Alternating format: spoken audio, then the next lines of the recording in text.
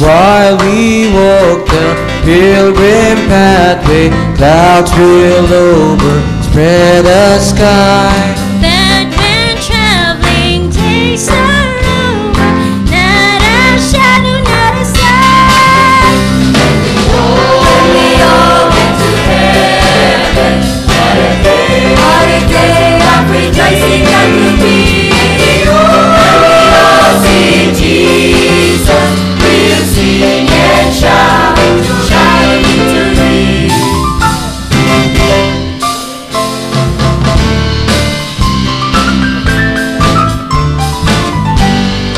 Let us then be true and faithful, trusting, serving every day. Just one glimpse of Him in glory will that bosom life repay. When we all get to heaven, what a day of rejoicing that will be. When we all see Jesus, we'll sing and shout, shout victory. Onward to the prize before us, soon His beauty will behold. Soon the pearly gates will open, we shall tread the streets of gold. When we all get to heaven, what a day of rejoicing that will be. When we all see Jesus, we'll sing and shout, shout victory. When we all get to heaven, what a day of rejoicing that will be. When we all see Jesus, we'll sing and shout, shout victory. We'll sing and shout the victory.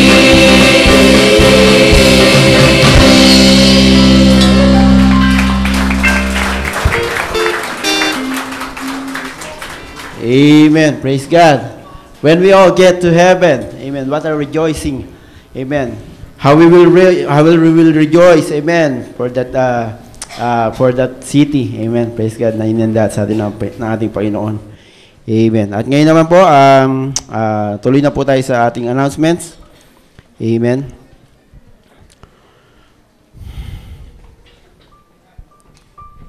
Announcement po. Amen. October 26 po, sa susunod na linggo na po yan, ay meron po tayong communion and feet washing. So, pagandaan po natin yan sa ganap na alas 5 hanggang alas 7 po ng gabi. Amen. Praise God. Sa November 30 naman po ay meron po tayong Singspiration and Testimonial Service. 5 to 17 po yan. Praise the Lord. Amen. December 22 to 25 ay meron po tayong camp meeting at Emmaus Bible Camp, Malolos, Bulacan. Ang ating tema ay The Final Voice to the Final Age. Yan po. Amen. So, yun lang po. At batiin na rin natin ang mga magbe-birthday naman sa buong linggong ito. Amen. Sino ba ang mga magbe-birthday?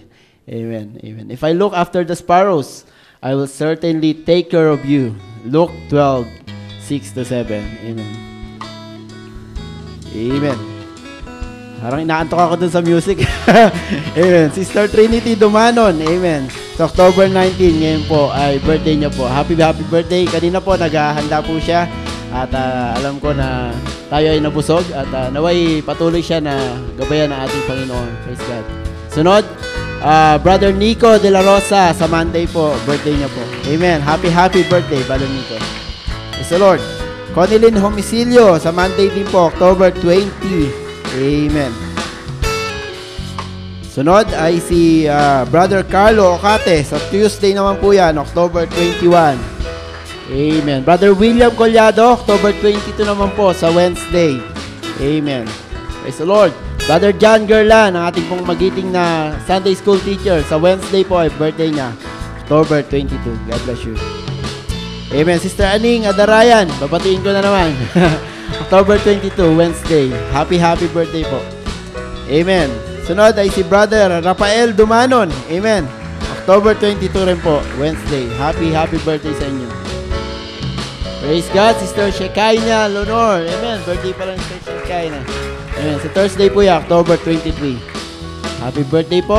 Brother Antonio, the third, Banglos. Amen. Friday, October 24 po. Amen. Happy birthday sa inyong lahat at naway pagpalain kayo ng Panginoon sa panibagong buhay na pinagkaloob ng Panginoon. Amen. Praise God. At ngayon po, kakanta po ang ladies. Amen. So, iuhuli na lang po natin siguro sila mamaya bago po mangaral ang ating pastor. Praise God. Amen. So, ngayon po, panalangin po natin ang ating tithes and offering at ang ating mga birthday celebrators sa hapong ito. Can I call Brother David? Amen. To please pray for the offering and tithes and also the birthday celebrators. Amen, brother. Let us pray. Lord Jesus Christ, we thank you, Lord, for everything, Lord Jesus. We thank you, Lord, for all the birthday celebrations, Lord Jesus Christ, that we have, Lord Jesus. We thank you for adding one more year to the life of our brethren, Lord Jesus. And we pray that you will continue to bless them, Lord Jesus, and we commit to all the life, all the remaining years to come, Lord Jesus, into your hand, Lord Jesus, that you will be their God, Lord, and that they will be kept under your wings, Lord Jesus, that they will not go astray from you, Lord. And as for now, Lord Jesus, as we are going to offer you, Lord Jesus, the offering is just one part of the service, Lord Jesus. As we know, Lord Jesus, that day when you were about to be baptized, Lord, you told John to baptize you, Lord, and John was asking that he should be the one to be baptized by you, but you told him that it is just good to fulfill all the righteousness, Lord. So the offering, oh Lord, is a part of righteousness to fulfill, Lord Jesus, as a Christian, Lord. So we are going to offer you now, Lord. May you bless, oh Lord Jesus, the work of our hands, Lord Jesus, that everyone that will offer you, Lord Jesus, will be blessed more and more, Lord Jesus, so that we may have more to offer you to next time, Lord Jesus. And for those who don't have, Lord Jesus, may you bless them, Lord, that next time they will also have to offer you, Lord. For to offer you is a blessing to us, Lord, because you already said, text me for that, and you will see if I will not open all the windows of heaven to bless you, Lord. So we commit all the service into your hand, Lord, that everything will be done for the glory of your name, Lord Jesus. We commit the pastor, Lord, that is going to preach us this afternoon, Lord Jesus. Put him away, Lord Jesus, and take place yourself to talk to us, Lord. We need you, Lord Jesus Christ. We need to hear from you, Lord Jesus, so that we will be blessed, Lord. All for the glory of your name. In the mighty name of the Lord Jesus Christ, we pray. Amen. Amen. Hallelujah. At awitin po natin yung I'm trusting and resting habang tayo po ay nagkakalob sa Panginoon. Amen. I'm trusting and resting in the promise of God. I'm trusting and resting while on this earth I trust. With the word of God down in my soul, it gives my Jesus complete control. I'm trusting and resting in the promise of God. Bilisan pa natin. I'm trusting and resting. Hallelujah. In the promise of God. I'm trusting and resting while on this earth I trust. With the word of God down in my soul, it gives my Jesus complete control. I'm trusting and resting in the promise of God. May the word of God down in my soul, it gives my Jesus complete control. I'm trusting and resting in the promise of God. Amen. We're trusting in the Lord Jesus Christ. Amen. So, ngayon po, alam ko na kayo po ay sabik na makinig ng salita ng Panginoon. At bago po tawagin ng ating pastor ay paghahandain ko na po ang ladies para sa kanilang awitin sa Panginoon.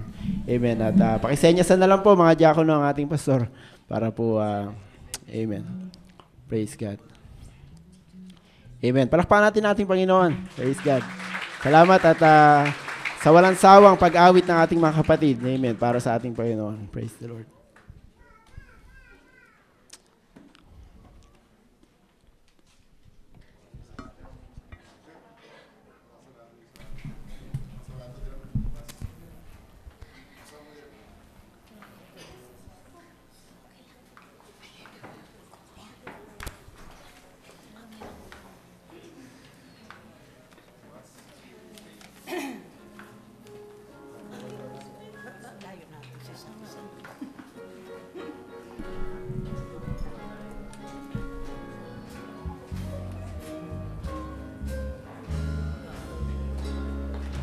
Trying to walk in the steps of the Savior, trying to follow our Savior and King, shaping our lives by His blessed example. Happy the souls that we bring. How beautiful to walk in the steps of the Savior, stepping in the light.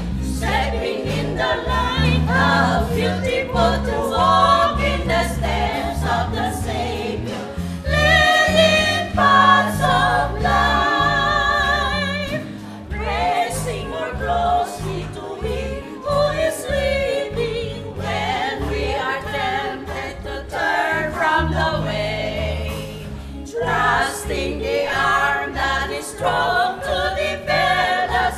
Happy, oh happy, our praises each day.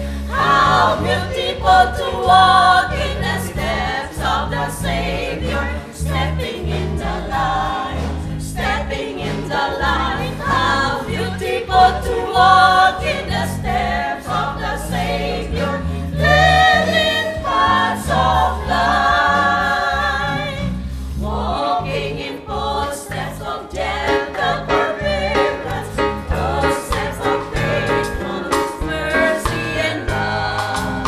Looking to Him for the grace really promised. Happy, oh happy, our joy above. How beautiful to walk in the steps of the Savior, stepping in the light, stepping in the light. How beautiful to walk in the steps of the Savior, leading paths of life. Trying to walk in the steps of the Savior, upward, still upward, we'll follow our guide.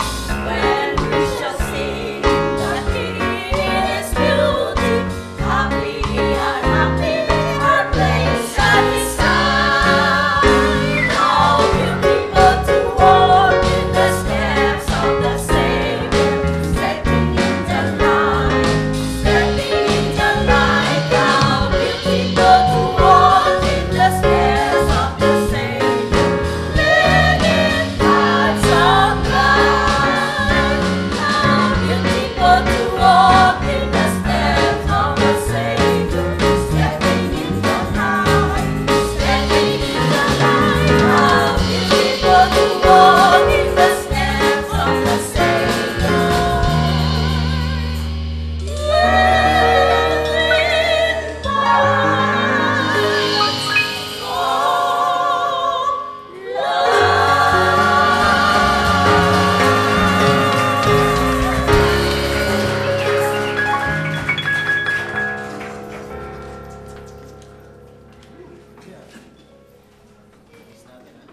Praise the Lord.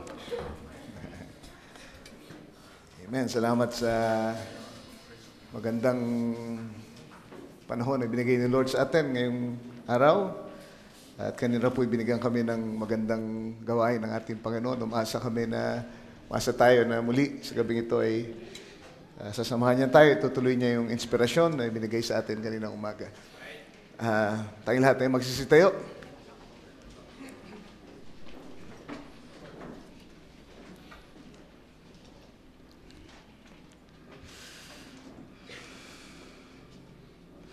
Kanina umaga ay meron namang binautismohan na 4 na tao sa pangalan ng ating Panginoong Yesus.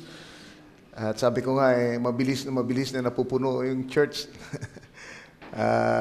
Baka hindi natin mamalayan ay mapuno na ulit yung mga upuan natin dyan na nabakante dahil pinaghiwalay natin ang mga kapatiran. Noong mga nakaraang linggo, may mga nabautismohan. Meron na namang 4 na nabautismohan sa barracks, maliban dun sa isang linggo na nagbautismo sila ng 4. Kaya,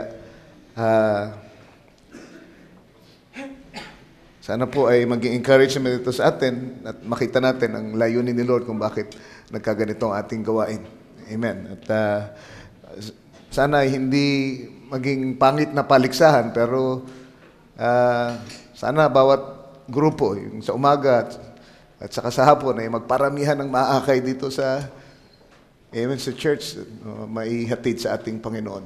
Okay, sa pamagitan ng kanilang patutuo, na sa ganun ay mapuno natin ang ating congregation ulit. Isaiah chapter 53.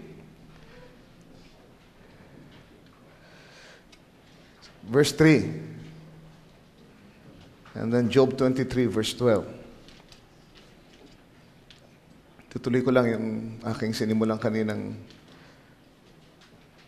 subject. Sabi dito, He is despised and rejected of men, a man of sorrows and acquainted with grief. And we hid, as it were, our faces from him. He was despised, and we esteemed him not. We esteemed him not. Job chapter 23, verse 12, sabi, Job 23:12, neither have I gone back from the commandment of his lips. I have esteemed the words of his mouth more than my necessary food. Amen. Tayong lahat tayo muko. Dumalangin sa atin po. Aming Diyos, kami po muling lumalapit para humiling ng patnubay sa iyo.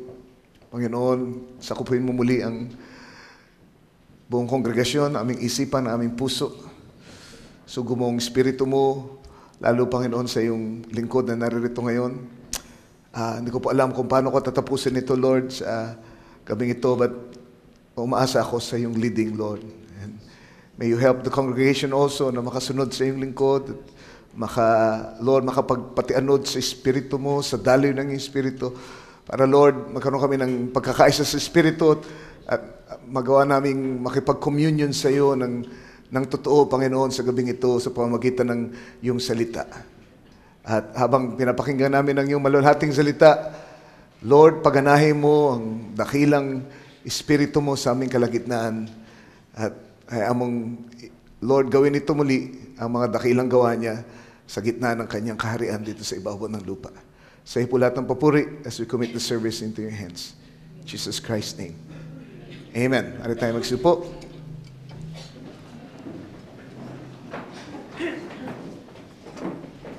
Amen. Esteeming the kingdom above all. Esteeming the kingdom above all. Pagbibigay ng halaga sa kaharian ng higit kaysa sa alinmang bagay. Amen. Bilang review, yung salitang esteem ay it means to hold in high regard. When you esteem something, you hold it in high regard. To think highly of, to value, to honor, to treasure, to cherish, to attach importance to. Yun pala ibig sabihin nun. Pag ini-esteem mo, okay? Hindi po yung ini-esteem na isda, iba yun. Baka kasi nagugutom na kayo, hindi pa tayo naghahapunan. But esteem, na ibig sabihin ay binibigyan mo ng mataas na halaga. Ayun, pinaparangalan mo, ginagalang mo, tinuturing mo na kayamanan mo, minamahal mo. Nilalagyan mo ng matinding importansya. Yan ibig sabihin nun. When you esteem something, you do that to it. At ang kaharian, pag sinabi mong kaharian, maraming involved sa kaharian. Ang kaharian ay hindi kaharian kung walang subjects. Ang kaharian ay walang kaharian kung walang hari, kung walang ruler. Ang kaharian ay hindi kaharian kung walang batas na umiiral, walang mga alituntunin na pinatutupad. Okay, ang kaharian ay meron ding ekonomiya. Di ba? Nasa pamagitan nito ay nadidistribute ang mga pag-aari ng kaharian sa mga subjects. Sasaluhan nila kung anong meron dun sa kaharian. Ang kaharian ay meron ding kultura, merong diet. Di ba? Iba-iba ang kultura ng bawat bansa. Iba't iba ang diet ng iba't ibang bansa. Merong bansa na mahilig sa maanghang. Merong bansa na mahilig sa sibuyas. Merong bansa na maanggo ang kanilang pagkain. And what you eat is what you become, ang sabi nila. So, ganun ang kaharian ng ating Panginoon. Diba? Hindi lang ito, it doesn't only speak about God Himself, kundi, amen, siya ay isa lamang, bahagi lang siya ng kaharian. Ang kaharian niya ay merong mga subjects. Ayun na yung bawat isa sa atin ay pinanganak sa kaharian ng Diyos. Hindi mo pwedeng sabihin, pinahalagahan mo ang kaharian ng Diyos, pagkatapos hindi mo papahalagahan yung mga anak ng Diyos. Yung mga sakop ng kaharian. You understand me? Hindi mo pwedeng sabihin, ang Diyos, pinapahalagahan ko yan, siya, importante siya sa akin, mahal ko siya. Tapos sasabihin mo, hindi mo mahal yung anak niya. Imposible yun. Dahil yan ay magkakasamang bumubuo ng kaharian ng Diyos. Alright? Sabi ko nga kanina, ekonomiya ni Lord, amen, ay dapat pinapahalagahan din natin. Diba? Yung mga blessing na binibigay niya sa atin, amen, dito sa ibabaw ng lupa, habang naghihintay tayo, mga blessing na binibigay sa ating church, di ba? Dapat iniingatan natin, dapat maging good steward tayo ng kanyang ekonomiya. Kaya nga, sabi ko, napakaraming paraan kung saan ay maaari mong maipakita ang pagpapahalaga sa kaharian ng Diyos. Hindi lang sa pag-amin sa salita ng Diyos, at pagsasabi na, totoo yan, sang-ayon ako dyan, sinusuko ko ang sarili ko dyan, that's good. At yan ang pinaka-importante sa lahat, magawa natin isuko ang ating sarili sa salita ng Diyos. Pero hindi lang yung salita ng Diyos ang bahagi ng kaharian. Maging yung mga blessing na ibinibigay niya para tayo ay makasulong sa ating ministry, sa ating pananampalataya, ay bahagi ng kaharian. Kaya dapat pinapahalagahan natin, iniingatan natin. Diba? Sabi ko nga kanina, dapat matuto tayong gumamit ng tama sa mga facilities natin sa church. Bahagi yan ng kaharian. Diba? Dapat magkaroon tayo ng malasakit sa mga malilit na bagay. Tinuturing natin malilit na bagay, pero that's all part of the kingdom. Diba? Wala yan kung hindi tayo binayaan ni Lord. Diba? Ingatan natin yung paggamit ng ating air condition. Ingatan natin yung paggamit ng tubig natin. Ingatan natin yung paggamit ng lahat ng bahagi ng ating church. Ano man ang maiambag natin, mag-ambag tayo pag nakakita tayo ng pangailangan. Huwag tayong maghihintay na mayroong una munang kumilos bago tayo kumilos. Tayo na ang unang kumilos dahil pinapahalagahan natin ang kaharian. We esteem the kingdom of God. Hallelujah. We pray for one another. Diba? We see a need. Amen. Kung meron tayong maiaambag, amen, gawin natin yung magagawa natin because we care for the kingdom, we esteem the kingdom. Amen. And we don't only esteem the kingdom, but we esteem the kingdom above everything else. Binasa ko yung scripture, siguro magandang basahin ko rin ito sa inyo para makita nyo kung saan ako nanggagaling. Sa Deuteronomy chapter 32 tungkol sa Israel, verse 15 hanggang 18. Sabi ng scripture ganito, but Jeshurun waxed fat and kicked. Thou art waxed fat, thou art grown thick, thou art covered with fatness. Then he forsook God which made him, and lightly esteemed the rock of his salvation. Ito raw si Jeshurun na kumakatawan sa Israel. Yun po ay isang bansag sa Israel. Amen. It's a symbolic name for Israel describing her ideal character. So, ang Jeshurun ay Israel din. At itong Deuteronomy chapter 32 ay isang awitin na kinumpose ni Moses. At kung titignan nyo, ito ay propesiya tungkol sa Israel. Si Jeshurun, nang ibig sabihin ay upright one or a seeing people, ang sabi ay tumaba.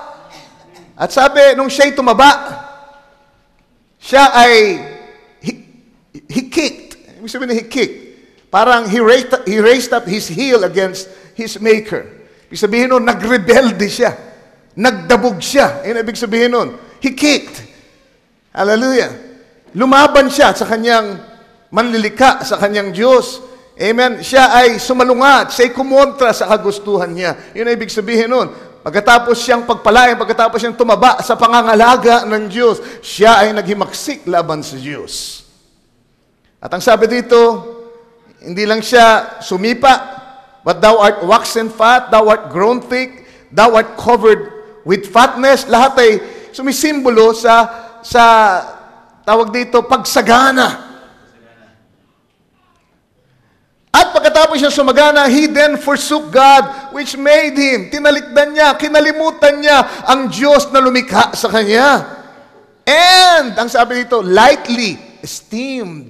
Hindi niya pinahalagahan. Winalang halaga niya ang bato ng kanyang kaligtasan. Verse 16, they provoked him to jealousy with strange gods, with abominations provoked they him to anger. They sacrificed unto devils, not to God, to gods whom they knew not, to new gods that came newly up, whom your fathers feared not. 18. Of the rock that begat thee, thou art unmindful. You see, ganun din yun. Hindi pinahalagahan, hindi inalintana, unmindful, hindi mo na naiisip. And has forgotten God that formed thee. So you see, this is the picture of Israel when they got into the promised land, hindi pa nagtatagal, ay sila ay masyadong, tawag dito, nalunod doon sa material na pagpapala. Kasi doon yung eksena. Pagdating nila sa promised land, hindi nila kailangan magtanim. Meron ng mga anihin na tanim doon.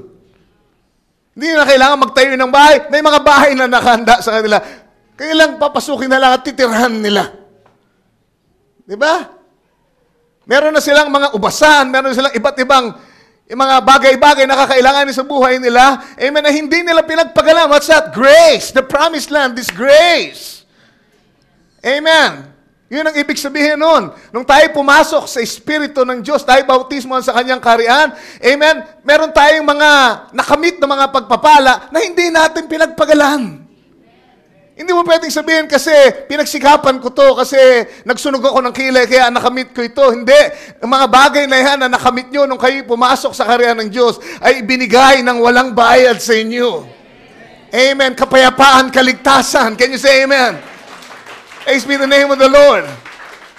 Amen. Pananampalataya, kabanalan, yung mga bagay na yan, amen, ay nandiyan, libre na ibinigay. Nasumpungan na lang natin sa kaharian. Hindi tayo nagtanim, hindi tayo nagpagal. Yan ay binigay ng buong, amen, laya sa atin ng ating Panginoon.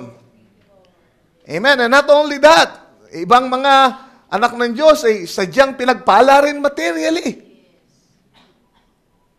Amen. Pinagpala ang negosyo, pinagpala ang relasyon, pinagpala ang karir. But you know, sometimes, God permits that para tignan kung saan kayo nakatingin. Doon ba sa material na bagay? O doon sa nagbigay sa inyo ng mga material na bagay? Sabi nga, pag-usap kami kanina ni Brother Rafi, sabi niya, ito ang problema ng mga denomination. Gusto lang nila yung kaloob ng Diyos. Yun ang hinihingi nila. Pero sabi niya, ang kaibahan natin, yung nagkakaloob, ang gusto nating makamit. Sabi ko sa kanya, kasi, kaya ang gusto ng mga denomination, yung kaloob lang, yung gift lang, kasi yung gift, hindi yun nananaway. Yung gift, hindi nagsasalita. Di ba? Papakinabangan lang yun. Bibigay sila magandang pakiramdam at lahat at makikinabang sila roon. Pero hindi sila sasaway noon. Hindi sila pagsasabihan noon. Hindi sila papaluin noon. Kasi pag tinanggap nila kasama yung giver, Amen?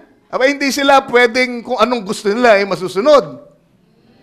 Kailangan nila magpasakop doon sa nagbibigay ng kaloob. Praise the Lord. But Israel is a picture, amen, of so many people, even Christians, na pagkatapos ang pagpalain ng Diyos, amen, ay nakalimot sa Panginoon. Amen. Di pa nagtatagal sila sa Promised Land, ito na ang kanilang asal.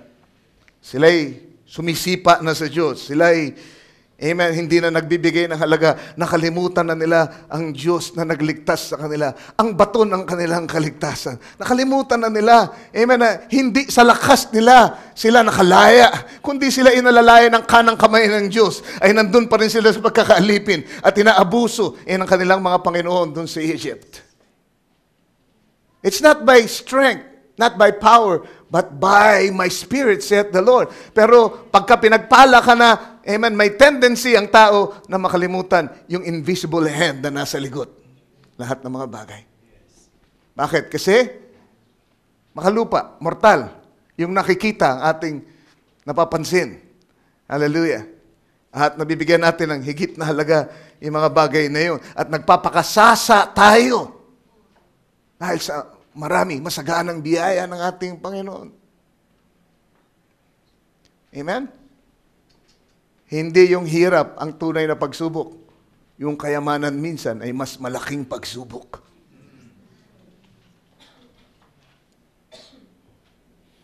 So Israel, nagpakasasa. Tinugunan ng masasamang pita ng kanilang laman. Hallelujah. And they lightly esteemed the raft of their salvation.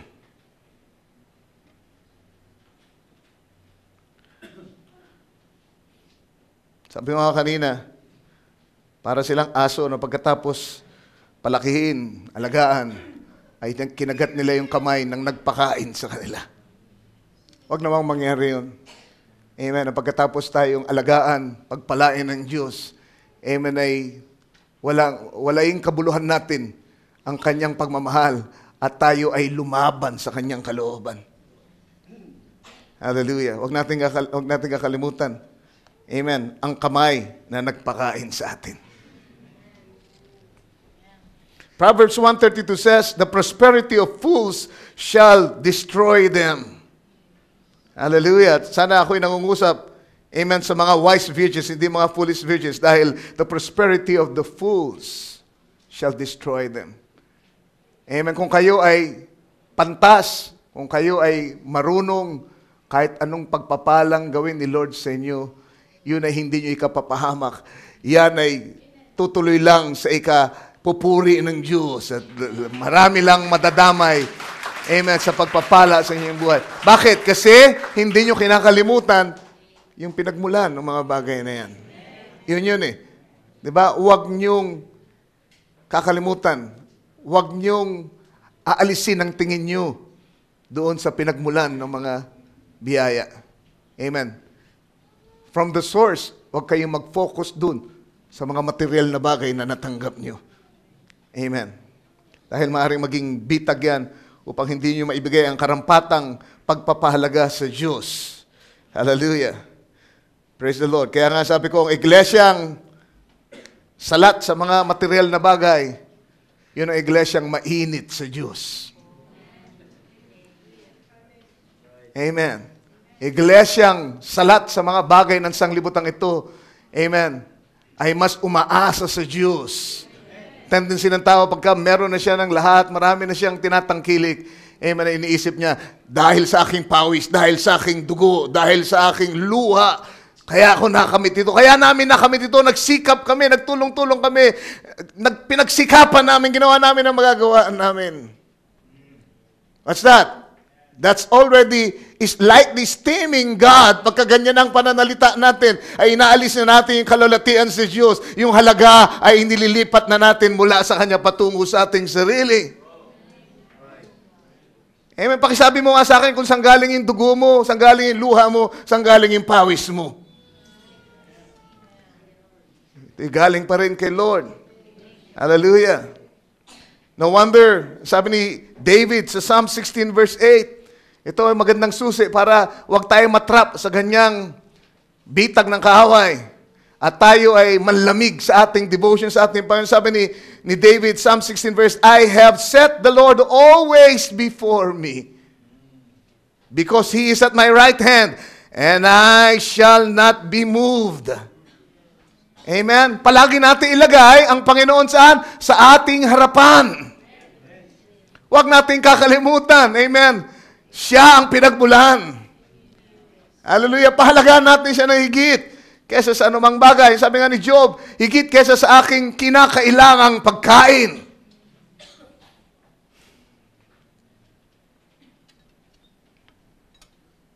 Kaya si Job, meron o wala, hindi nagbago ang spiritualidad niya. Sagana o salat, siya'y nanambahan sa ating Panginoon. Nung sagana pa siya, masaya ang pamilya, mananalangin siya at nag-aalay siya para sa kanyang mga anak. Pero nung kunin ni Lord ang mga bagay-bagay na yon, ang kanyang mga anak, at lahat, amen, yung magandang tingin ng lipunan sa kanya, natanggal lahat, pero si Job ay hindi nagbago. Siya ay nagpuri pa rin sa ating Panginoon. Pinanatili niya ang Diyos sa kanyang harapan. Kaya hindi siya nakilos. Kahit maging ng asawa niya, pinakamalapit na sa puso niya marahil, ay nagsabi, sumpain mo na yung Diyos na yan at ikaw ay mamatay kaysa naghihirap ka ng ganyan. At ang sabi niya, ikaw ay nangungusap tulad sa isang babaeng haling, babaeng, hallelujah, mangmang. Hallelujah. Hindi niya sinabi ang kanyang asawa ay mangmang. Sabi, kung magsalita siya ay parang mangmang na babae. Hallelujah. So hindi siya natinag. Because he set the Lord always before him. Hallelujah. Hindi nagbago ang kanyang pagpapahalaga sa Diyos, sa bato ng kanyang kaligtasan. Hallelujah.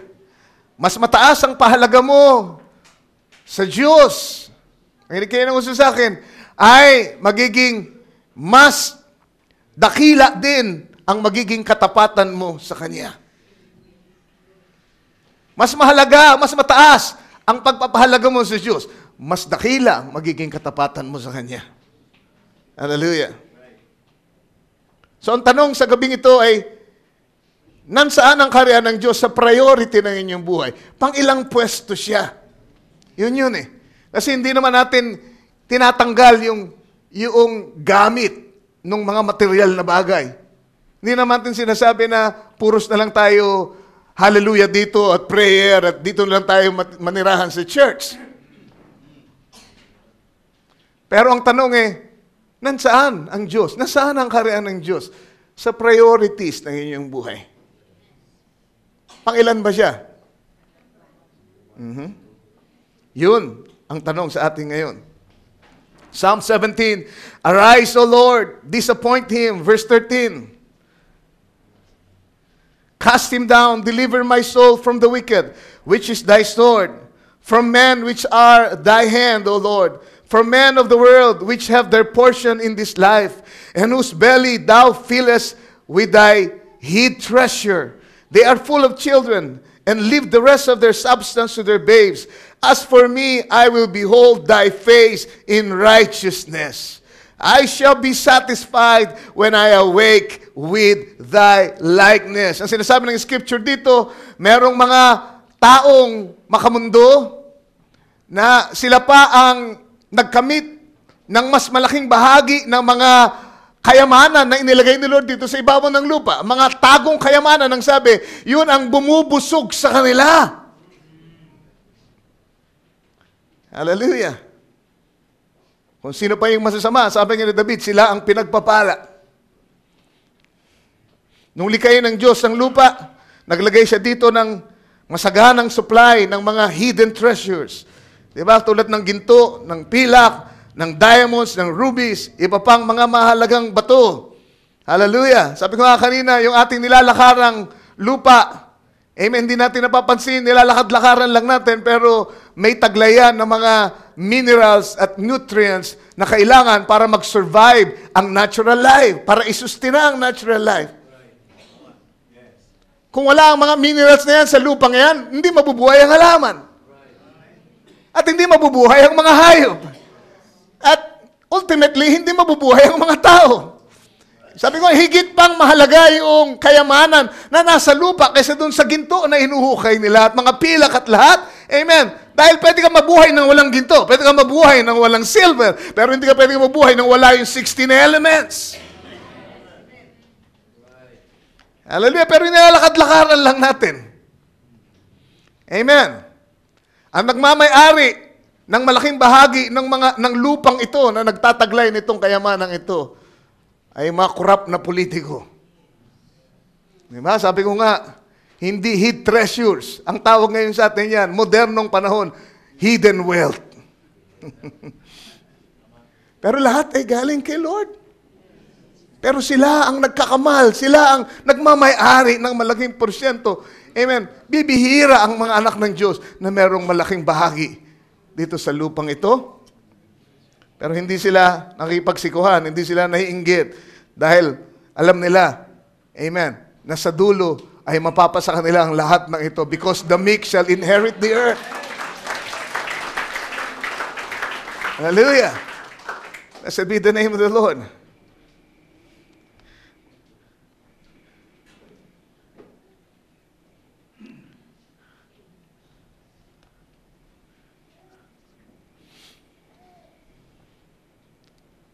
So Philippians chapter 3 verse 19, speaking of those people na merong mga tiyan na puno, busog ng mga kayamanang ito na panlupa. Sabi niya, whose end is destruction. Di ba? Kaya huwag kayong mainggit ngayon sa kasalukuyang panahon. Sila ay namamayagpag samantalang kayo nagtitiis at nakakaraos lang. Samantalang sila, lahat ng gusto nilang bilhin, nabibili nila. Lahat ng pleasure ay nararanasan nila. Kung saan sila gustong pumunta, kaya nilang puntahan. Amen. Dahil napakaraming hawak na pagpapala. Busog na busog ang kanilang tiyan ng mga kayamanang ito. Pero ang sabi, ang dulo nila, their end is destruction. Whose God is their belly? Yun na nga eh.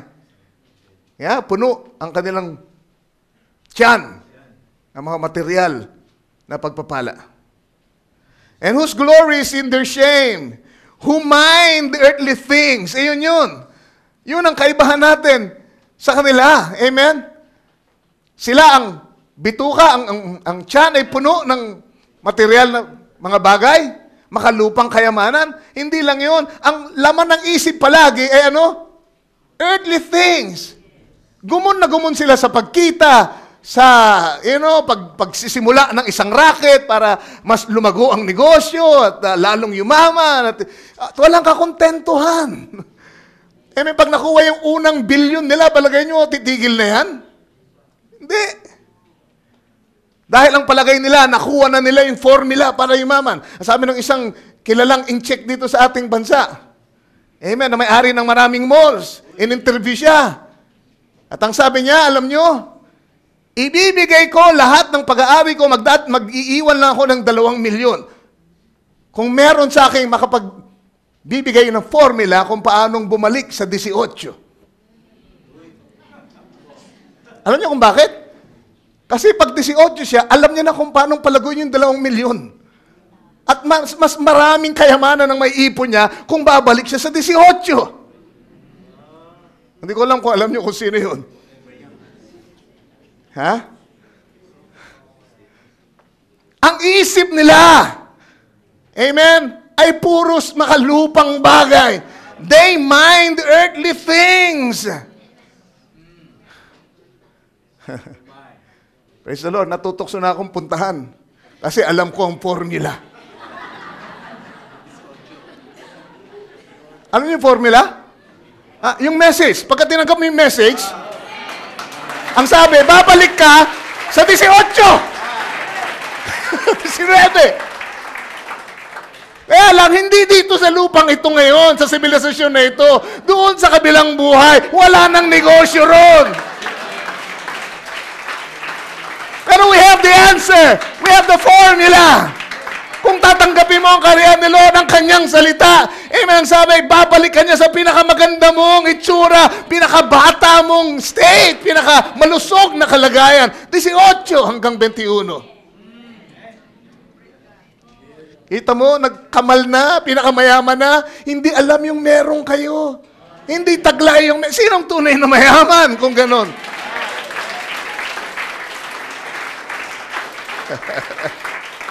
Hallelujah. Ano, palit? Wag na.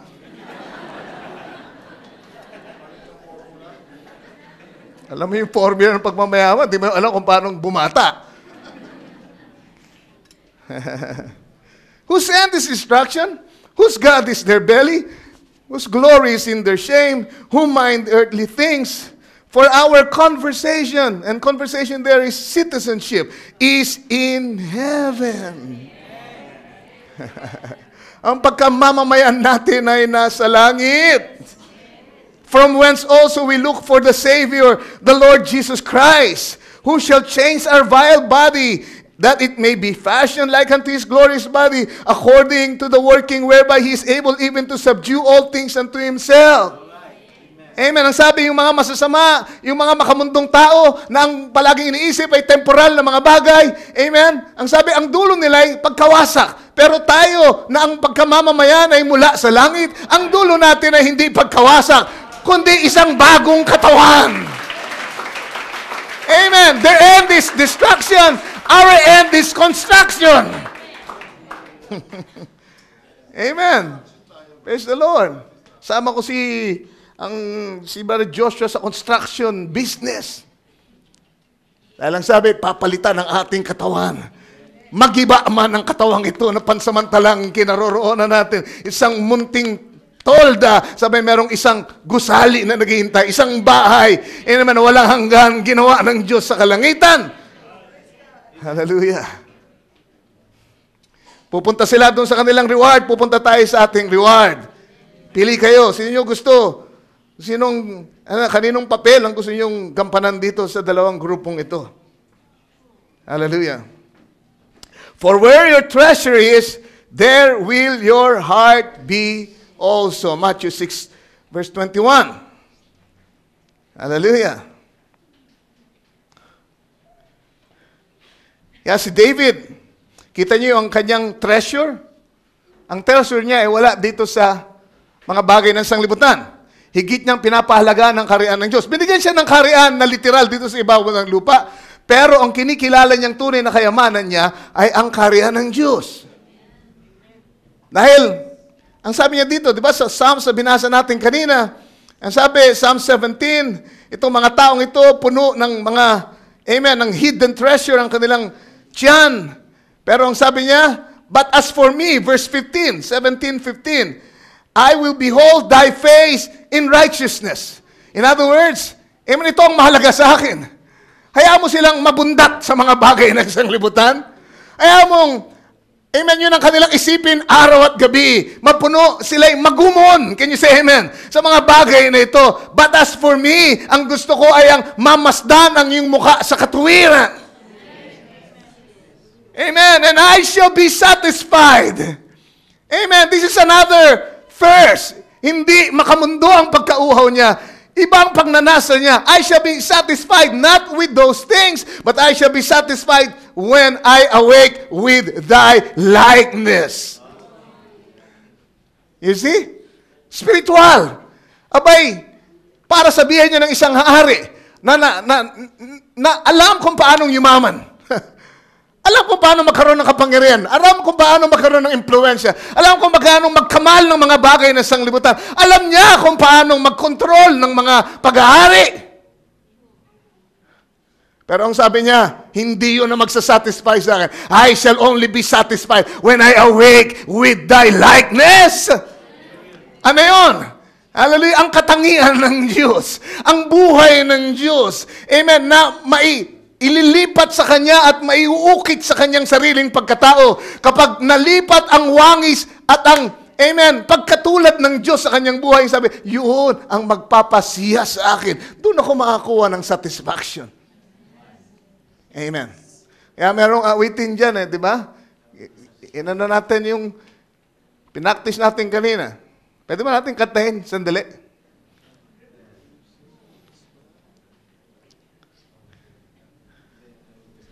Kambi tayo konti.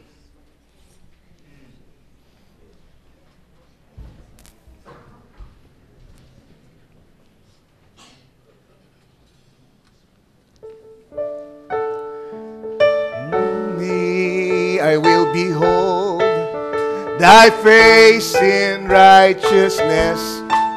I shall be satisfied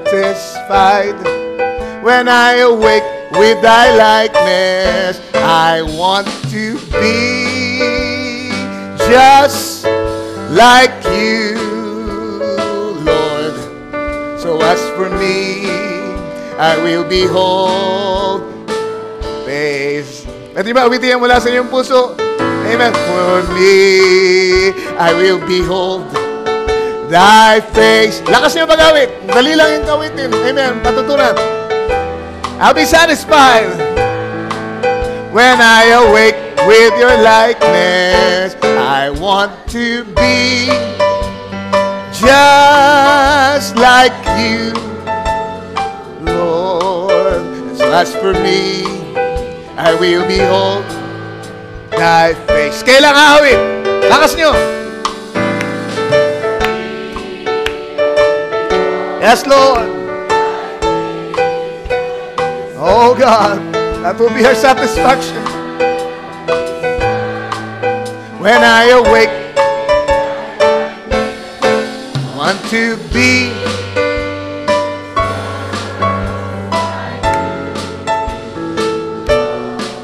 so as for me, I will behold thy face. Tayo lahat, sabay-sabay. As for me, so as for me, I will behold thy face in righteousness. Palakpak tayo. This fight, when I awake with thy likeness, I want to be just like you, Lord. So as for me, I will behold thy face. Sisters lang ang awit. As for me, lakas nyo. Yes, Lord. Hallelujah.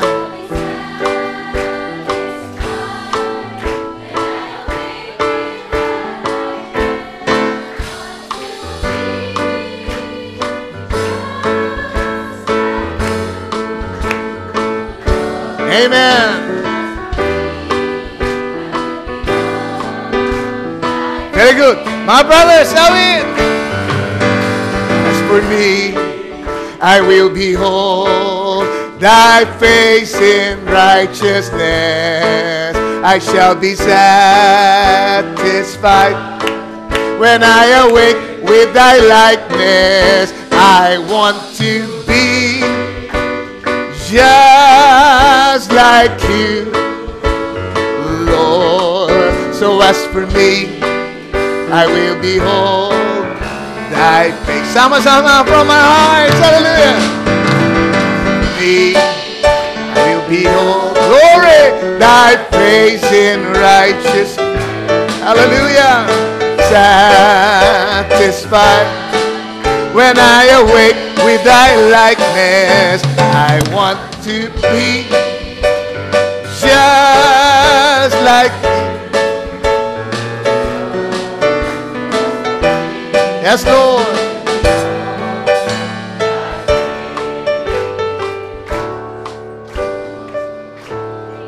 Amen. I will be satisfied when I awake with thy likeness. Amen. I will be satisfied kapag yung aking kaluluwa ay lumipat na sa aking theophany. At yung aking theophany bumalik sa aking katawang lupa at kanyang nilolhati ito. Then I will be like Him. Dahil ang sabi ng Biblia, hindi pa natin alam kung anong magiging tayo pagdating ng araw. Pero isang bagay alam natin, kapag siya'y nagpakita, magiging katulad niya tayo.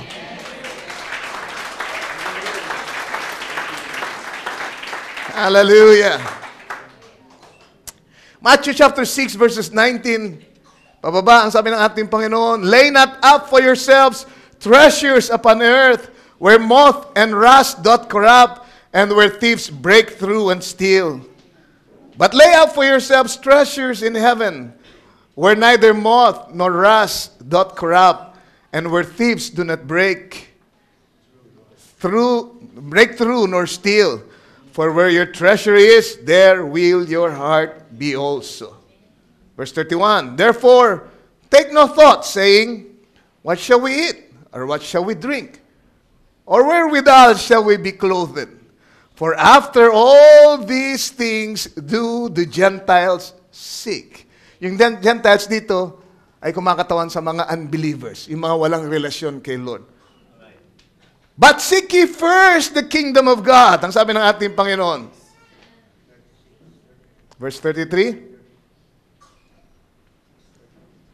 But seek ye first the kingdom of God and His righteousness, and all these things shall be added unto you. Alright, naroon siyang pinapakita rito na katotohanan na dapat maintindihan nyo para malaman nyo kung bakit higit natin dapat bigyan ng halaga ang kaharian ng Diyos kaysa dito sa kaharian na nandito sa ibabaw ng lupa. Because the scripture speaks of bread, speaks of pagkain, tapos ano?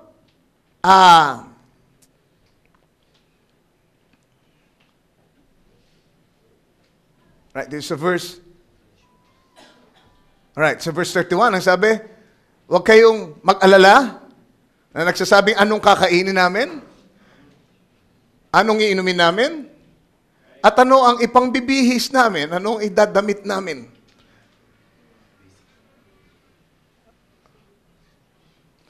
Dahil lang sabi ng ating Panginoon, ang mga bagay na ito ang hinahanap ng mga hintil. When you say seek, yung seek ay isang mabigat na salita. When you're seeking something, hindi lang ito pabanjing-banjing mo na ginagawa. Di ba? Nilalagay mo ang damdamin mo, yung isip mo, binubuhos mo yung lakas mo because you're searching, you're seeking. Di ba? At yan ang totoo, ang mga tao sa lupa, walang ginawa kundi maghanap ng mga bagay na yan. At para bang kahit anong hanap nila, parang may reklamo pa rin, parang kapos pa rin, parang hindi pa rin kontento. Bakit? Hindi nga kasi nila alam yung formula ng kakontentuhan. Di ba? Sila yung mga hintil, mga walang relasyon kay Lord. Kaya yun ang hinahanap nila. They seek. Amen? They pour everything in what they do para lang may makain, para lang may matirhan, para lang may maidamit, para lang may mainom. Pero sabi ng ating Panginoon, alam ng inyong Ama na kailangan nyo ang mga bagay na ito. Ang sinasabi niya, huwag kayong malihis ng tingin. Huwag na makalimutan nyo na meron kayong Ama na nagmamalasakit sa inyo. Huwag na makalimutan nyo na merong mas dakilang kaharian kaysa sa kaharian na kinaroroonan nyo dito sa ibabaw ng lupa. Amen? Gobyerno man ng Pilipinas yan, o ng Australia, o ng Canada, saan man kayo mapadpad. Huwag nyo kakalimutan, amen, na merong mas dakilang kaharian kaysa dyan sa material na kaharian yan. Kung saan, yan ang hinahanap ng tao, pagkain, inumin, may dadamit. Alam ng inyong Ama na kailangan niyo mga bagay na yan. Pero ang sabi niyo sa verse 33, seek ye first the kingdom of God. Bibigyan ko kayo ng susi, bibigyan ko kayo ng sekreto. Amen, na hindi na kayo mamumroblema sa pagkain, sa inumin at sa damit. Seek ye first the kingdom of God. Hallelujah. And all these things shall be added unto you. Ano yun? Anong meron tayo? Pangako mula sa Ama na pinagmumula ng lahat ng sakdal na kaloob na ibibigay niya sa ating idadagdag ang mga bagay na ito na pinaggugugulan ng lakas ng mga tao sa sanglibutan, pinag-aawayan nila, nagigera-gera sila dahil dyan. Amen. Pero ito'y pangako ng ating Panginoon sa atin. Amen. Hindi nyo kailangan mag-alala dyan. Pag inunan nyo ang aking kaharian, pag pinahalagahan nyo ang aking kaharian, nangigit kesa sa mga bagay na yan. Lahat ng ito ay dadagdag ko sa inyo. In other words, amen, hindi na natin problema yon. Kaya, hindi tayo, tawag dito, nagpa-prioritize sa material na bagay. Kaya nating magbigay ng panahon sa gawain katulad nito. Kaya merong iba, hindi pumapayag na isa lang ang service nila atinan. Meron yatang dumodoble rito. Amen? Meron ng linggo, meron pang Miyerkules, meron pang devotion sa bahay, meron pang kung ano-anong prayer meeting, meron pang men's fellowship. Hindi namin kayang gumugol ng ganyan. Napakahalaga ng aming panahon para sayangin dyan sa mga yan, ang sabi nila. Amen? Pero kaya natin. Di ba? Patawa-tawa tayo, meron pa tayong minsang PF. Fellowship at lahat. Amen? Bakit? Kasi may pangako. Pag inuna mo ang Panginoon, idadagdag niya na lang. Idadagdag. Pag pinahalagaan mo ang kaharian, pagkapagising mo sa umaga, ang unang iniisip mo ay ang kabutihan ni Lord. Ang kagandahang loob niya. Pagkagising mo, ay mga makalangit na kaisipan ang pumupuno sa iyong kaisipan. At ikaw ay nananalangin at nagpupuri, nagpapasalamat. Amen, pinasasalamat mo. Kinukurot mo ang iyong sarili. Dahil sabi mo, tunay ba to na ako ay bahagi ng nobya ni Kristo na maghahari ng mundo at upong kasama niya sa kanyang trono at maghahari sa loob ng 1,000 taon at maghahari for all eternity. Tunay ba? It's so good to be true.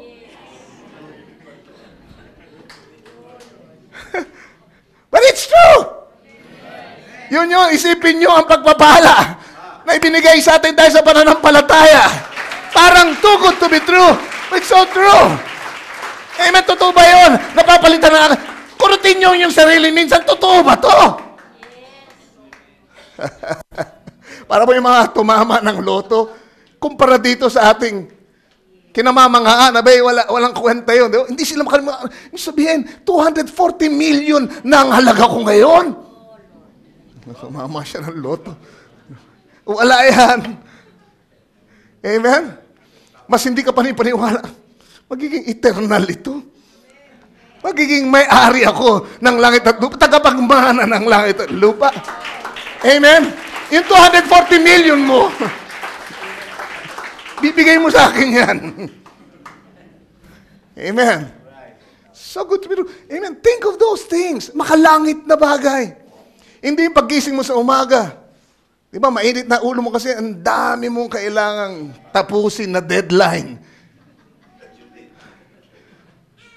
Para makasingil ka at maipambayad mo lang ng tubig na maiinom at maibali ng damit na maisusuot at tinapay na makakain.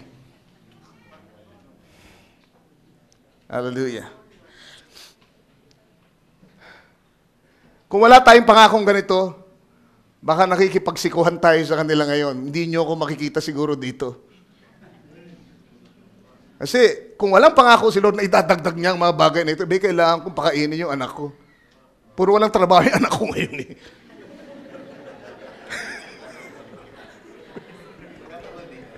Karoon din niya, pero wala. Hindi niyo makikita dito.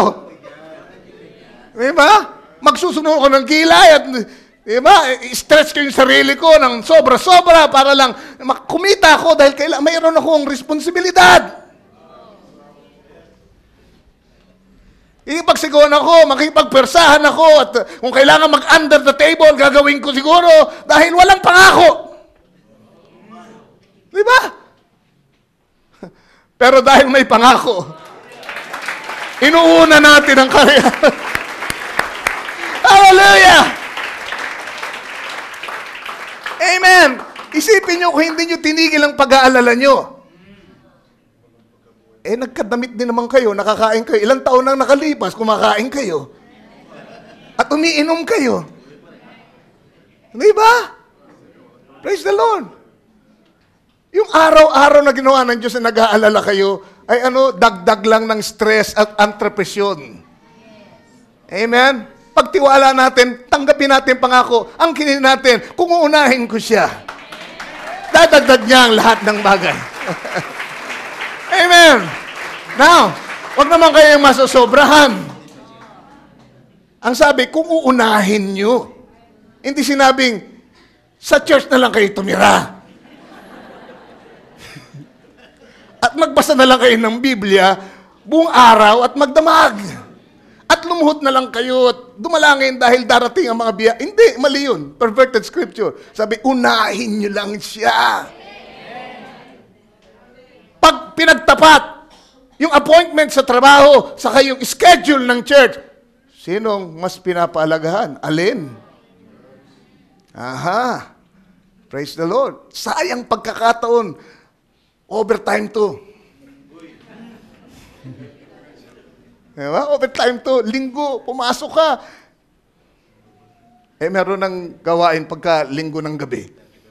Aha. Diyan kayo masusubukan. Ano ang mas pinahalaga nyo? Yung konting pandagdag ng pandesal? O ang tinapay ng buhay? Na nagbibigay ng buhay na walang hanggan? 2 oras lang. Ang tao hindi lamang sa tinapay na bubuhay, kundi sa bawat salita ng Diyos na namumutawi sa bibig ng Diyos. Hallelujah. In other words, praise God, hindi natin sinasabing bawal at masama na maghanap ng tinapay. At ng maiinom. At ng maidadamit. Dapat lang. Amen? Pero ang sabi, unahin nyo lang siya. Ibig sabihin, pag inuna mo siya, pagkatapos mong gawin yung para kay Lord, siya ang gagabay sa iyo para makuha mo yung tinapay. Siya ang gagabay sa iyo sa tamang trabaho para makakuha ka ng pandamit at ng Panginoon. At hindi lang yon. Ang sinasabi na ng scripture dito, wag lang yung mga bagay na yan ang inyong hanapin. Merong mas matataas na klase ng tinapay, mataas na klase ng inumin, at mataas na klase ng damit na dapat kayo hinahanap. Yung sinasabi ko kanina, ang hidden manna, the bread that came down from heaven. Amen. Yun ang dapat higit na hinahanap nyo kaysa sa pandesal. Amen? At ang tubig ng buhay, wala iba kundi Espiritu ng Diyos, yun ang dapat sinasaliksik nyo. At katulad ni David, ang sabi niya, ang kaluluwa ko ay nauuhaw katulad sa isang usa para sa batis, sa tubig ng batis, na ang pagkauhaw ko ay nagiging masakit na. When you pant for something, sabi ni Brother Branham, dumarating sa yugto na masakit na, kailangan makuha mo yung bagay na yun. Dapat ganun tayo kadesperado. Amen. Sa salita ng Diyos, sa tubig ng buhay, sa anyo ng Espiritu Santo. At dapat tayo magnasa na tayo mabihisan. Amen. Ng damit ng katuwiran, ng balabal ng katuwiran ni Jesucristo. Amen. Na nasa anyo ng kanyang salita. So hindi masama yung mga bagay na yan, pero merong mas dakilang mga tinapay at damit at inumin na dapat nating sinasaliksik. Alright. Huwag kayo magaya doon sa mga sinasabi sa Haggai na sige ang trabaho. Kahit ng kayod, pero konti ang nauuwi, ang sabi. You have sown much and bring in little. You eat, but you have not enough. Kain kayo ng kain, pero parang hindi kayo nabubusog. You drink, but you are not filled with drink. Parang uhaw pa rin kayo. You clothe you, but there is none warm. Pero hindi kayo natatanggalan ng ginaw. Sabi niya, he that earneth wages to put it into a bag with holes. Ganyan ang mga tao, ganyan ang mga hintil, ganyan ang mga walang relasyon sa Diyos. Nakakaawa, pagal ng pagal, ipon ng ipon. May kaya lang pinaglalagyan nila, supot na butas.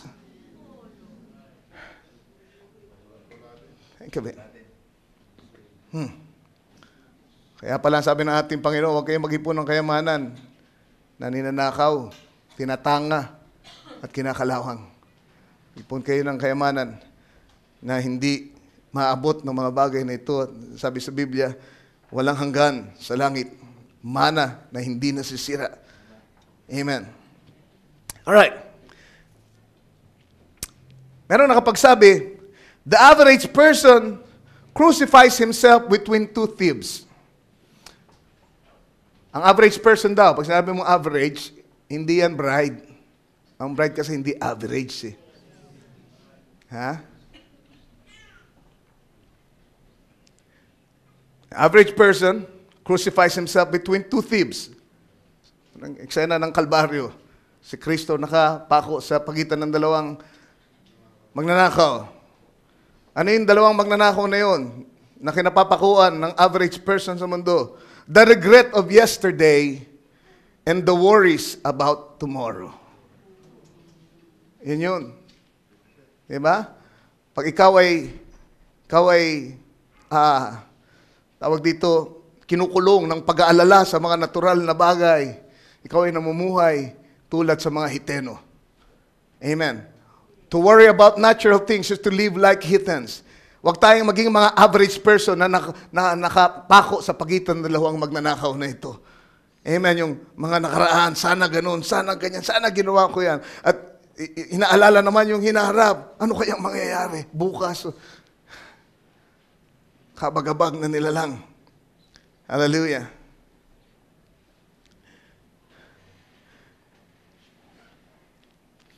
Sa message na Smyrnean Church Age, sabi ng ating prophet ay ganito, these physical things are not the true basic necessities of your life.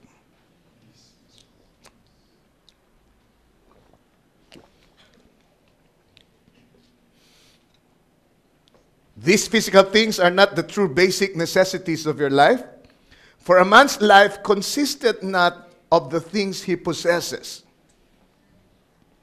but rather seek ye first the kingdom of God and His righteousness, and all material necessities will be added unto you. Hindi sinabing material wants, but material. You notice that? Necessities shall be added unto you. Pagka inuna mo raw ang kaharian ng Diyos, lahat ng mga pangangailangang material ay idadagdag sa iyo lahat. The people of God are not material-minded. Can you say amen? Hindi mga material girl. The people of God are not material-minded. They are Christ-minded. They do not seek the treasures that are below. They seek those above. It is absolutely true. The majority of Christians are not wealthy. Rather, they are on the poor side. It was on Jesus. It was so in Jesus' day. It was true in Paul's day. And it should be true today. Tama ba yun? Ang mga Kristiyano nandun sa banda ng mga mahihirap. Ganun daw ng panahon ni Jesus, ganun ng panahon ni San Pablo, ganun pa rin ngayon. Sabi ni San Pablo, tingnan niyo kung gaano karami. Hindi maraming mga dakilang tao ang inyong kasama.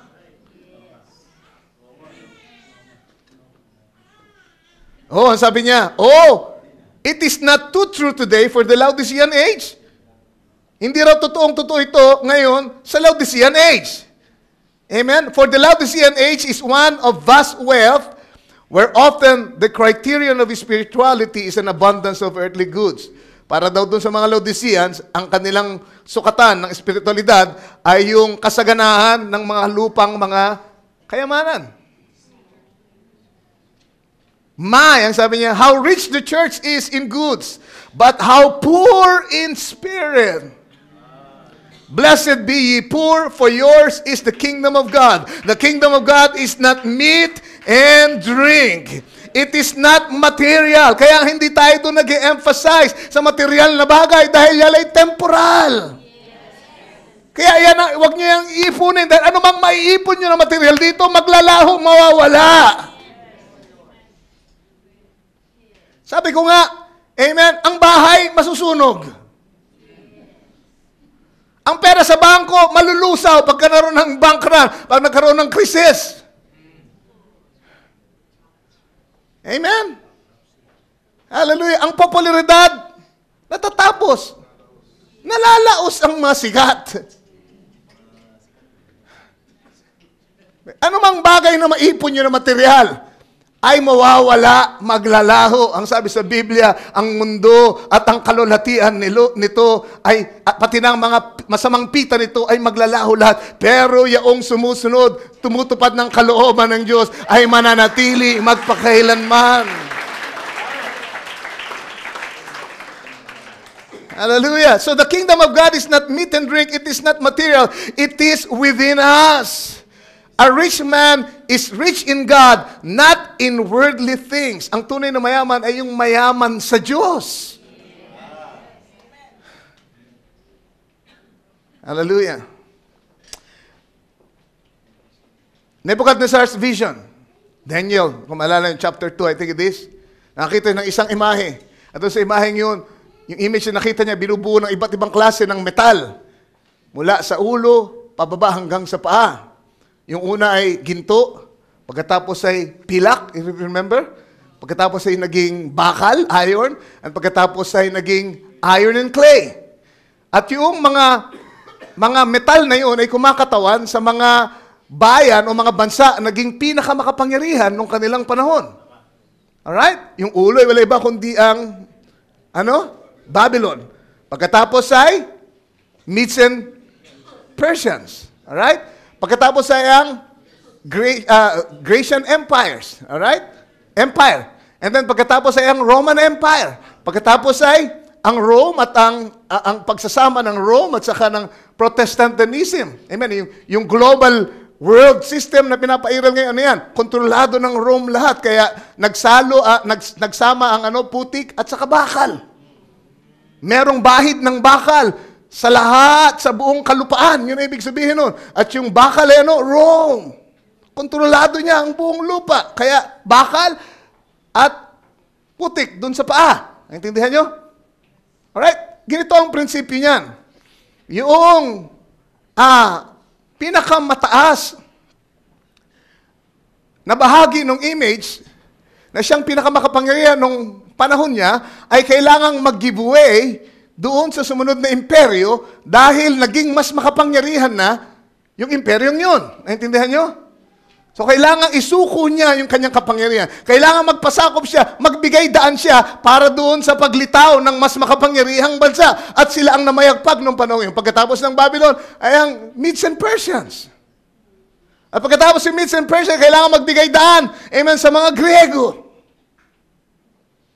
Bakit? Kasi tapos na yung panahon niya, mas makapangyarihan na yung empire na ito na ngayon ay parating doon sa eksena. Kaya kailangan niya magbigay daan.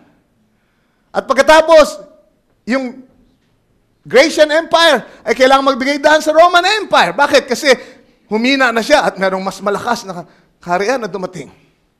Pero sa dulo ng kanyang pangitain ay nakita ni Daniel na merong bato na galing sa bundok na hindi tinapyas ng kamay, ang sabi. Basta isang maliit na bato lamang at ito ay tumama sa paanan ng imahe. At yung imahe ay nabuhal at yung imahe ay nadurog. At ang alabok nito ay hinipa ng hangin. At yung bato, amen, na tawag dito, na tumama dun sa kanyang paa, ay lumaki. At sinakop ang buong mundo, buong lupa. Ano yun?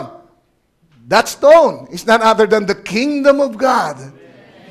Ano yun? Lahat ng iba pang kaharian sa dulo ay kailangan magbigay daan sa kaharian ng Diyos dahil yun ang pinakadakilang kaharian. Hallelujah! Kailangan mawasak ang iba pang mga kaharian bago magkaroon ng lubos ng pamamahala ang kaharian ng Diyos dito sa ibabaw ng lupa. Kailangan durugin niya ang lahat ng iba pang kaharian. At siya'y sumakop sa kabuuan ng lupa at siya ang maging pinakadakilang kaharian pagdating ng araw. Ano yun? Yan ay totoo rin sa ating buhay. Ang bato, walang iba ang ating Panginoong Kristo, ang bato ng ating kaligtasan ay kailangan tumama sa ating puso. Amen. At wasakin yung mga kaharian na nandoon sa ating puso. Mga bagay na pinahalagahan natin. Sari-saring mga kaharian na dating nandyan nakatayo na mamayagpag, pero kailangan silang maduro, kailangan silang mabuhal, kailangan silang masakop ng batong yun. At yung batong yun ay kailangan lumaki ng lumaki. Can you say amen? Hanggang sa lahat ng iba pang kaharian ay mawala na sa eksena at siya na lamang ang maging nag-iisang kaharian sa puso nyo. Wala na ang sariling pride, wala na ang sariling diskarte, ang sarili mong pag-iisip, sarili mong runong. Kailangan madurog lahat para yung kaharian ni Lord ang siyang sumakop sa iyong puso. Hallelujah. Blessed be the name of the Lord.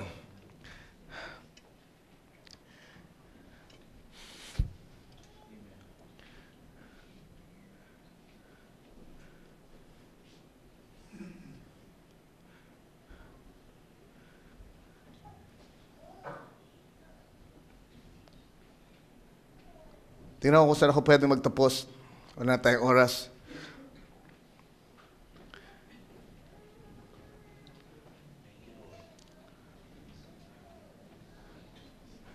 Right.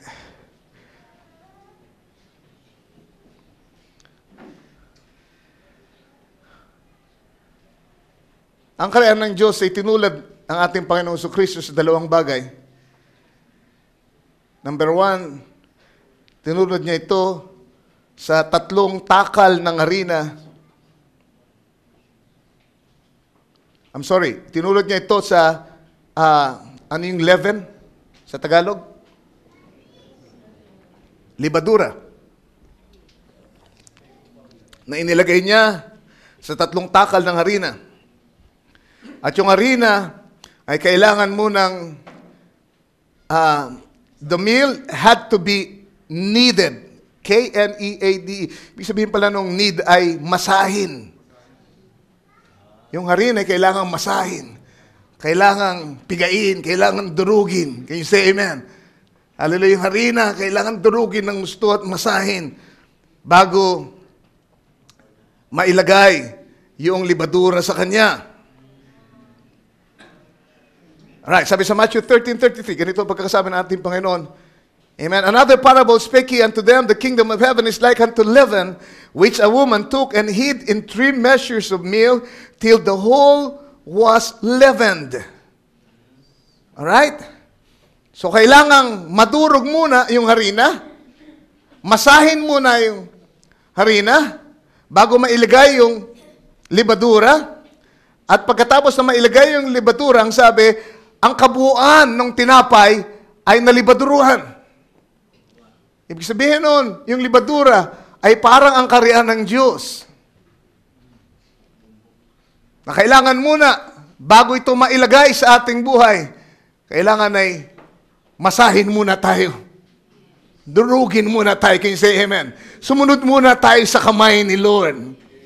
At pagkatapos, saka ilalagay yung libadura. At yung libadura, amen, ay kakalat sa buong harina. Can you say amen? Kakalat sa buong pagkatao natin. At bago nyo pa malaman, meron na kayong ibang ini-express na katangian. Iba yung katangian ng harina bago siya malagyan ng libadura. Ngunit nung malagay siya ng libadura, ay sinakop siya ng katangian ng libadura. Amen. Kailangan maging ganyan ang kaharian ng Diyos sa ating buhay.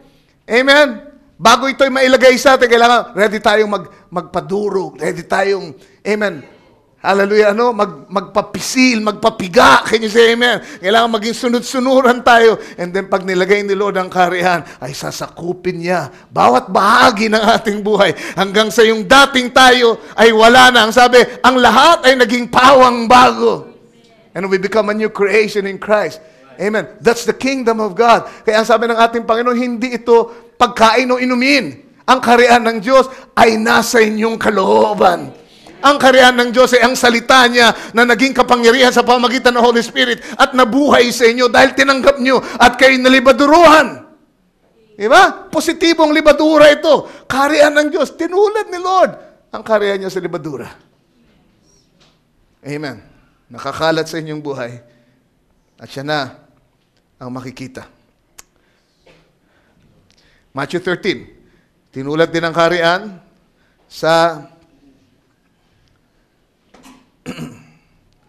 ano pang tinularan ng kaharian ng Diyos sa kaharian. Sabi dito sa Matthew 13:31, another parable put he forth unto them, saying, the kingdom of heaven is like a grain of mustard seed, which a man took and sowed in his field, which indeed is the least of all seeds. But when it is grown, it is the greatest among herbs, and becometh a tree, so that the birds of the air come and lodge in the branches thereof. Para daw,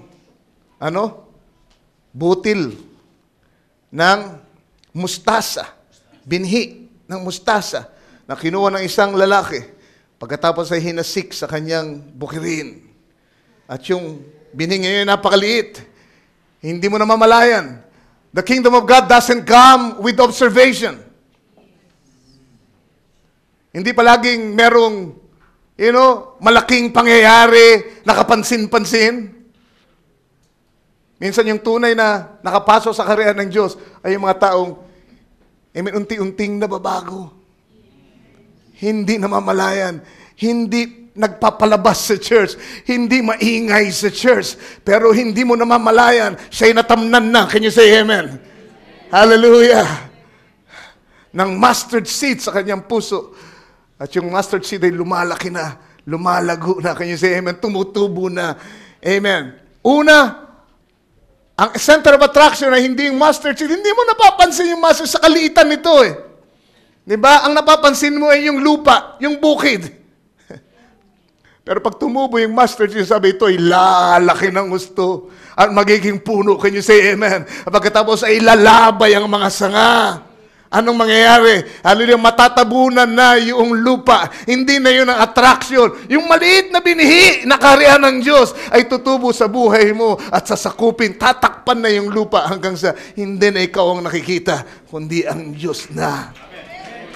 Ang kanyang mga sanga, ang kaharian, amen, ay kakalat sa iyong buhay. Lalabay, hallelujah, sabi hanggang sa ito'y hahapunan na ng lahat ng klase ng ibon, hallelujah, lililiman na ng mga nilalang, samantalang nagsimula sa isang napakaliit na butil. Hallelujah. Amen. Gaano niyo pinapahalagahan ang kahariang ito ng ating Panginoon? Amen. Maliit pagmasdan, mga bagay na hindi niyo inaasahan. Pero ang Diyos ay nahayag sa kasimplihan, sa maliliit na bagay. Amen. Gaano yung pinapahalaga ng mga maliliit na bagay na ito sa paningin ng tao. Amen. Sa gabing ito, lahat tayo, amen, lalo na po dun sa mga hindi pa nakakatanggap sa ating Panginoon, magmistulan nawa tayong bukid na ngayon ay nahasikan ng butil ng mustasa, ng binhi ng mustasa. Hayaan natin. Amen. Hindi man tayo kagad maging katulad. Hindi kailangang humaba bigla yung buhok pagkatanggap mo sa ating Panginoon. Amen? Pero unti-unti, hindi mo na mabalayan. Not with observation. Pero unti-unti ay lumalaki yung butil. Tumutubo. Hanggang sa ang tanging nakikita na lang sa iyo ay ang kaharian ng Diyos. Tayong lahat ay magsitayo ngayong gabi. Hallelujah. You are the center of my life. Amen. Dapat pa ba kaming mag-pursue ng career namin? Masama ba yung mag-pursue ng career? Hindi. Pero, amen, pang-ilan ba yan sa priorities mo? Pagka yan ay number 1 sa priorities mo, and then that has become an idol to you. Pag naging number 1 sa priority mo yan, ibig sabihin nun, merong naging number 2. Diba? Imak naman si Lord ay number 2 na lang. Diba? And it becomes wrong. It becomes an idol. Hindi na yun yung sinasabi nating pagbibigay ng halaga sa kaharian ng Diyos na kanyang inaasahan sa atin. Hallelujah. God help us tonight.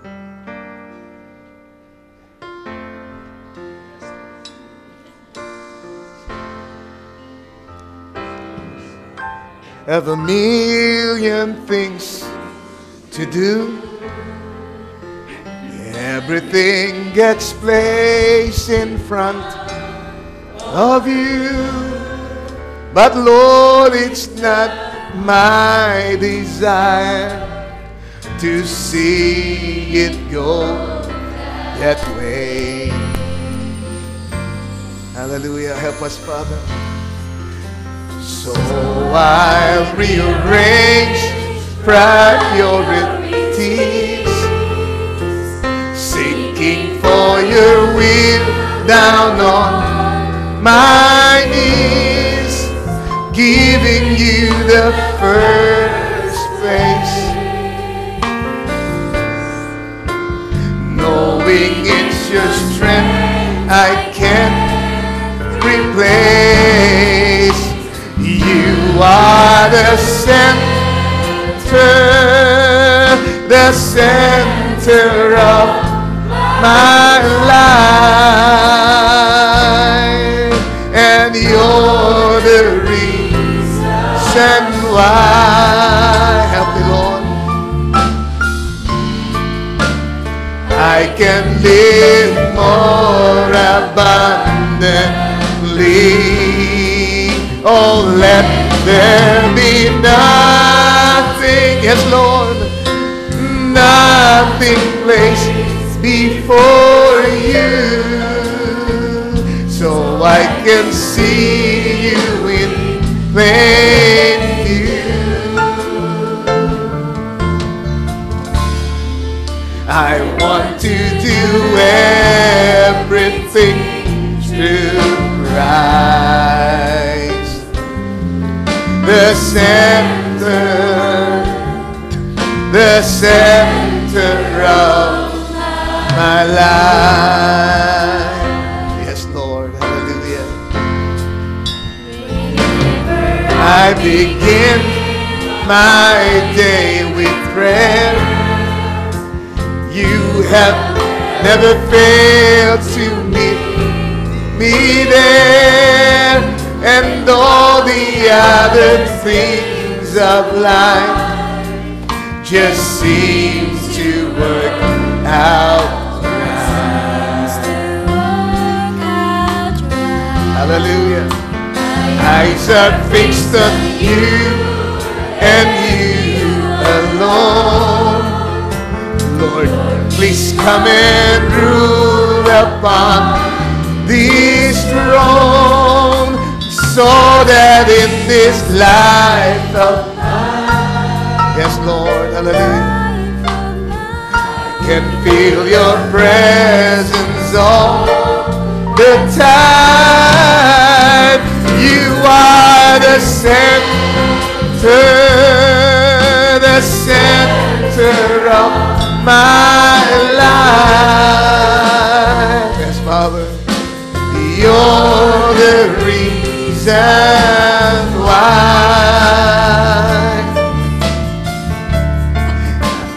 I can live more abundantly.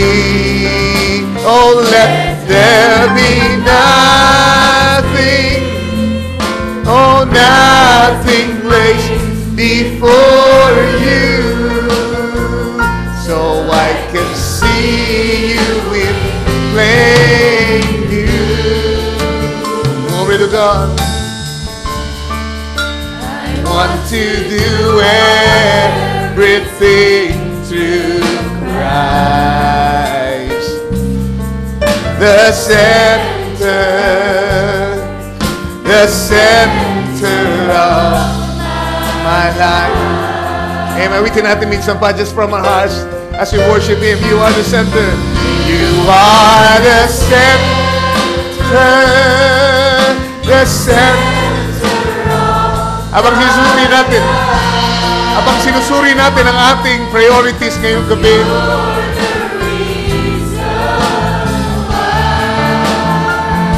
hallelujah.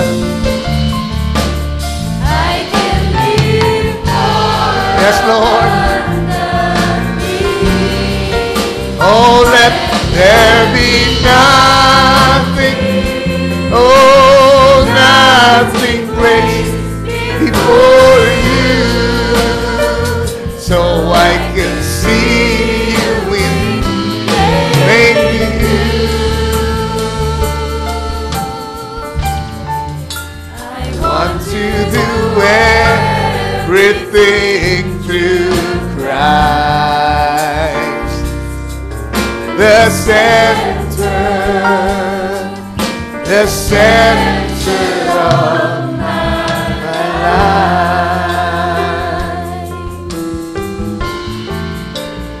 Lord, please be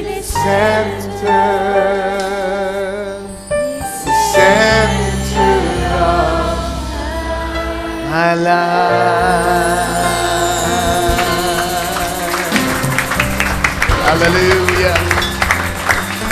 Hallelujah. Hallelujah. Gaano natin siya pinapahalagahan sa ating buhay, sa ating puso. Isang question, isang tanong na dapat nating, amen, harapin sa gabing ito. Talaga bang siya ang nasa unahan ng aking mga priorities? Talaga bang mas mahalaga siya kaysa sa ano pa mang bagay na aking buhay?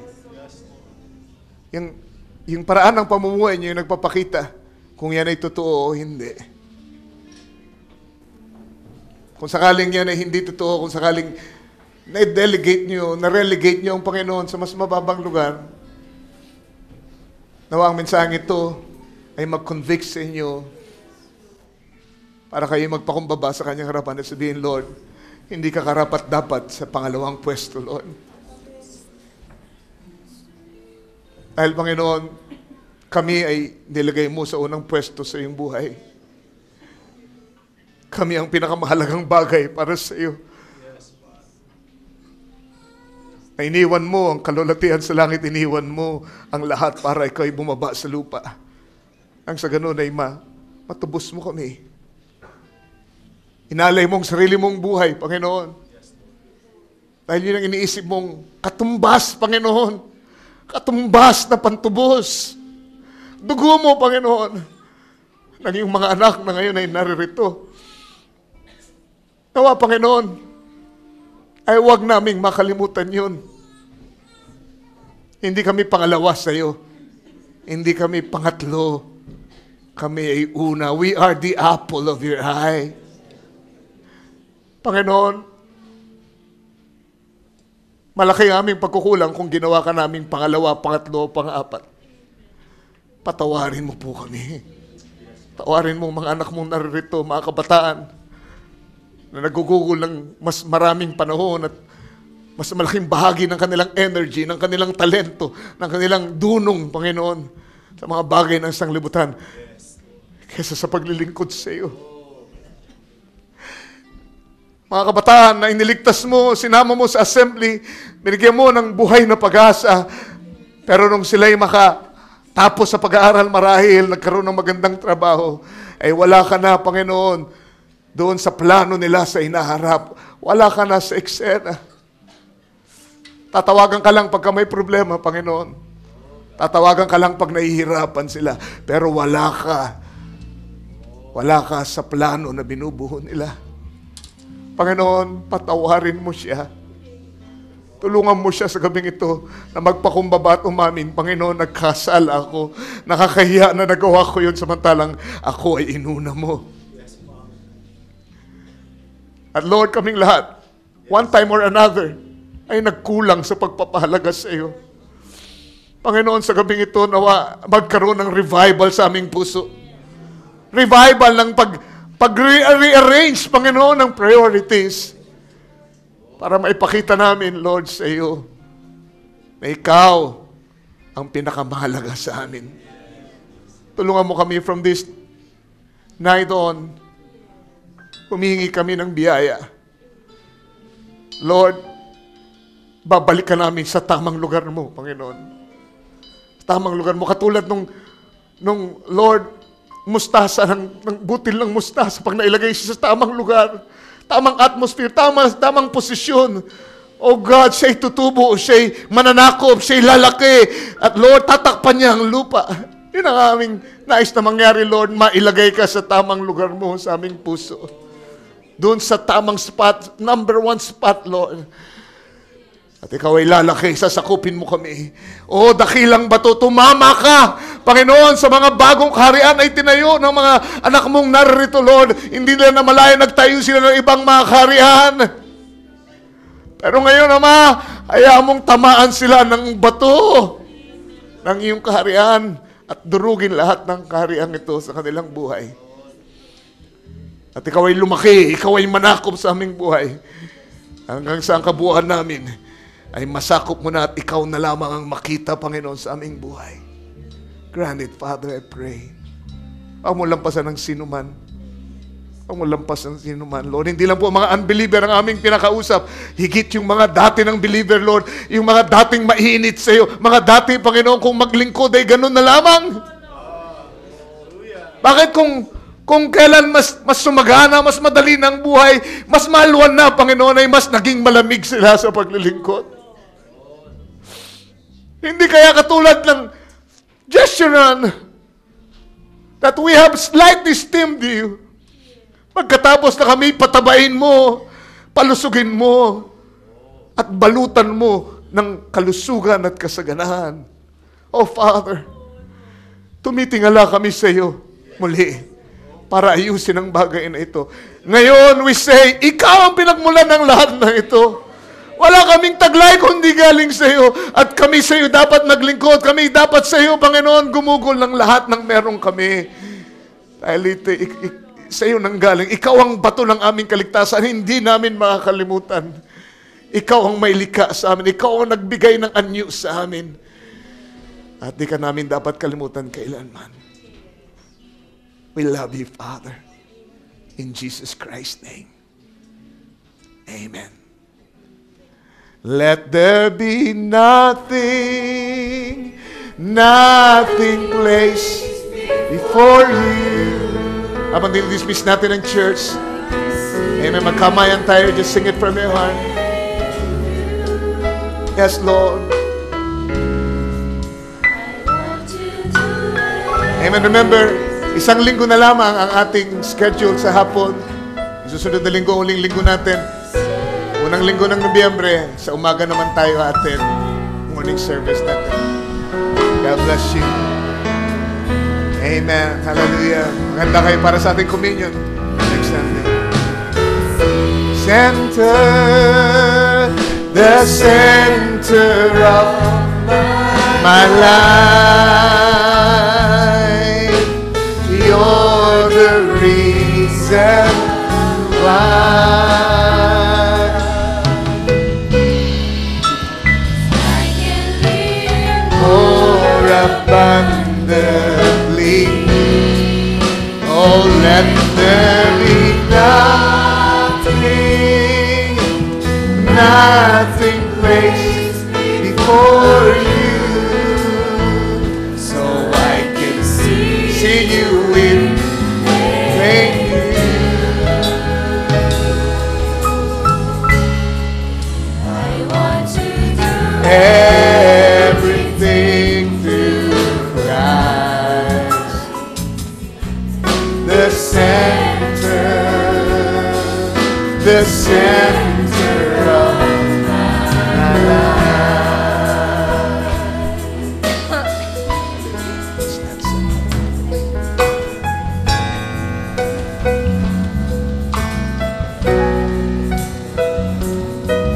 Yes, we love you, Father.